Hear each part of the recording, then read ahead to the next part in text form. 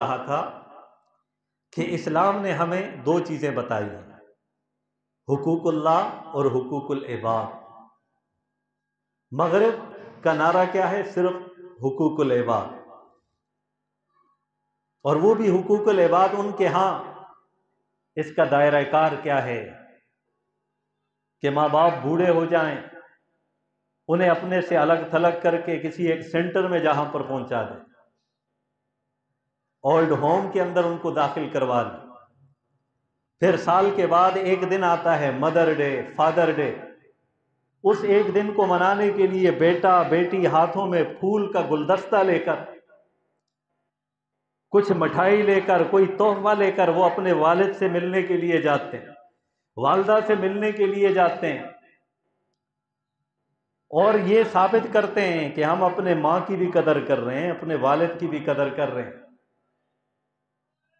لیکن اسلام نے ہمیں بتلایا کہ والدین نے جو تمہیں پیدا کیا ہے، پیدا کرنے کے جو سبب بنے ہیں، تمہیں جنم جو دیا ہے، ان کا احسان ایک سال میں ایک دن کا نہیں ہے، صبح سے لے کر شام تک، رات سے لے کر دن تک، ہفتوں سے لے کر مہینوں تک، مہینوں سے لے کر سالوں تک، پورے سالوں میں جب تک تمہاری زندگی ہے اپنے والدین کی فرما برداری کر، اپنے والدین کا کہنا مان، اپنے والدین سے رائے لے، اپنے والدین سے دعائیں لے، تو کام کرنے کے لیے جائے والدہ کا چہرہ دیکھ کے جائے، والدہ سے دعا لے کر جائے، تو دنیا میں کوئی کام کرے والدین سے دعائیں لے کر جائے تاکہ تیری دنیا سنور جائے۔ اسلام یہ بتلاتا ہے تو گھر سے باہر گھر کے اندر داخل ہو جا، جب والد کے اوپر، والدہ کے چہرے کے اوپر تیری نظر پڑے، تجھے خوشی محسوس ہو، تیرے چہرے پر ظاہر ہو، جب اس حال میں تیرا دیدار اپنے والدین کے لیے ہوگا تو اللہ تعالیٰ تجھے ایک حج اور عمرے کا مقبول ثواب عطا کرے۔ یہ اسلام نے ہمیں بتلایا۔ یہ حقوق العباد جس کی بات آج غیر اقوام کرتے ہیں، حقوق اللہ کا تصور ان کے ذہنوں میں نہیں، اور پھر رفتہ رفتہ اپنی سوچ کو وہ پھیلانے میں مصروف ہو گئے۔ اور آج ہم جیسے مسلمان بھی کہتے ہیں اور بھائی بندوں کے حقوق کا خیال رکھو بھائی، اور باقی خیر ہے، خیر صلی اللہ ہے، اللہ معاف کر دے۔ بھائی روایت کے اندر آیا ہے کہ حقوق العباد کا خیال رکھو، لیکن اس کا یہ مطلب نہیں ہے کہ حقوق العباد کا خیال رکھو حقوق اللہ کا چھوڑ دو۔ حقوق اللہ یہ سب سے پہلے نمبر پر ہے۔ جو آیت کریمہ میں نے تلاوت کی، اللہ پاک نے فرمایا وَاعْبُدُوا اللَّهَ، اللہ کا حق سب سے مقدم ہے، اور اللہ کا حق کیا ہے؟ وَاعْبُدُوا اللَّهَ، اور اللہ کی عبادت کرو، اللہ کی عبادت کرو ہر حال میں، اسی کے سامنے جھکو، اسی کے سامنے اپنے سوال رکھو، اپنی حاجتوں کو رکھو، اپنی بگڑی کو رکھو، اپنے تمام تر ضروریات کو رکھو۔ مسائل ہیں، پریشانیاں ہیں، کام نہیں بنتا، رشتہ نہیں ہوتا، راستے میں رکاوٹ ہے، کاروبار میں رکاوٹ ہے، بندش ہے، رب کے سامنے جا، رب کی بارگاہ میں جا۔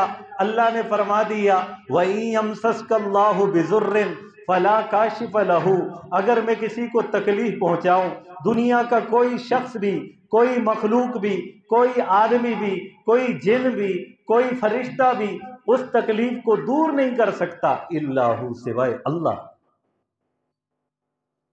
یہ اللہ کا حق ہے، اس کی عبادت کی جائے، اور عبادت کی یہ تمام صورتیں، مانگنا بھی عبادت ہے نا، پکارنا بھی عبادت ہے، رب کے سامنے سجدہ ریز ہونا بھی عبادت ہے، اچھے اخلاق اپنانا یہ عبادت ہے۔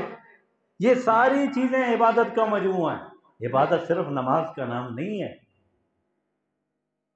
عبادت ہم جو کام بھی کریں وہی عبادت بن جائے۔ تو رب العالمین کے حقوق ہیں، پہلا حق وَاعْبُدُوا اللَّهَ، کہ اسی کی عبادت کی جائے۔ یا اللہ کیسی عبادت کی جائے؟ اللہ نے فرمایا خالص میری عبادت کرنا، ولا تشرکو بی شیئا، میرے ساتھ کسی کو شریک نہیں قرار دینا۔ نہ نبی میری ذات میں شریک ہیں، نہ کوئی ولی میری ذات میں شریک ہے، نہ کوئی عالم میری ذات میں شریک ہے۔ میں وحدہ لا شریک ہوں، احد ہوں، صمد ہوں، یکتا ہوں، اکیلا ہوں، تنہا ہوں، واحد ہوں۔ میں نے کائنات کو بنایا، اکیلے نے بنایا، کائنات کو ختم کروں گا، اکیلا ختم کروں گا۔ میں نے تمام تر نظام بنائے، اکیلے نے بنائے۔ تو فرمایا وَلَا تُشْرِكُوا بِي شَيْئًا، جب پیدا میں نے اکیلے نے کیا، تجھے بنایا میں نے، زندگی میں نے دی ہے، موت میں دوں گا، سب کچھ میں کرتا ہوں، تو عبادت خالصتاً میرے لیے ہونی چاہیے۔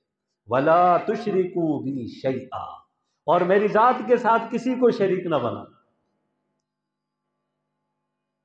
یہ باقی جو مذاہب ہیں، عیسائی بھی اللہ کو مانتے ہیں، یہودی بھی اللہ کو مانتے ہیں، ہندوؤں کے اندر بھی تصور ہے اللہ کو ماننے کا، دیگر مذاہب میں اللہ کو مانتے ہیں کہ اللہ ہے، اللہ کے وجود کا کوئی انکاری نہیں ہے، لیکن اللہ کی ذات کے ساتھ ساتھ وہ دوسروں کو شریک قرار دینے کی وجہ سے کافر بنے۔ یہودی کیوں کافر بنے؟ وہ حضرت عزیر کو اللہ کا بیٹا کہتے تھے۔ عیسائی کیوں کافر بنے؟ وہ حضرت عیسیٰ علیہ السلام کو اللہ کا بیٹا سمجھتے تھے۔ مکہ کے مشرکوں کو کافر کیوں کہا گیا؟ کیونکہ وہ فرشتوں کو اللہ کی بیٹیاں سمجھتے تھے، وہ اللہ کی ذات میں شرک کرتے تھے، تو اسی وجہ سے وہ دین سے نکل گئے، اسلام کے دائرے سے نکل گئے۔ آج انہیں کوئی مسلمان نہیں کہتا۔ تو پہلا حق اللہ تبارک و تعالیٰ کی ذات کا کیا ہے؟ وَاعْبُدُوا اللَّهَ، کہ ہر حال میں اسی کی عبادت کرنا۔ وَلَا تُشْرِكُوا بِي شَيْئًا، اللہ نے فرمایا میری ذات کے ساتھ کسی کو شریک قرار نہ دینا۔ پہلا حق بندے پر اللہ کا ہے،